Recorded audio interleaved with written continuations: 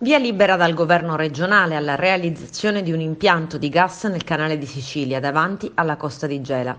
Il ministro della transizione ecologica potrà adesso rilasciare l'autorizzazione alla costruzione dell'infrastruttura per il trattamento di gas all'interno del sito Eni. Il programma dei lavori prevede alcuni interventi per lo sviluppo dei campi Argo e Cassiopea nel canale di Sicilia. La strada verso l'autonomia energetica dell'Italia, ha commentato il presidente della regione Nello Musumeci, assegna alla nostra isola un ruolo strategico non solo per il metano. D'ora in avanti faremo pesare questo nostro ruolo perché non siamo più disposti a fare in Sicilia i donatori di sangue fino all'anemia.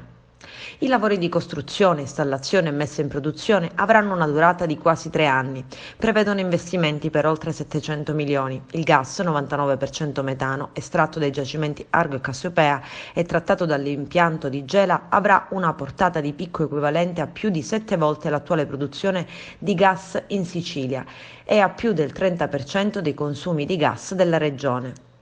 L'avvio della produzione è previsto nella prima metà del 2024.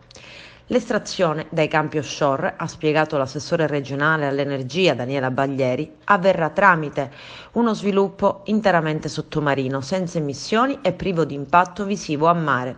Il gas verrà poi inviato al nuovo impianto di trattamento all'interno dell'area della raffineria di Gela tramite una linea sottomarina di 60 km di lunghezza.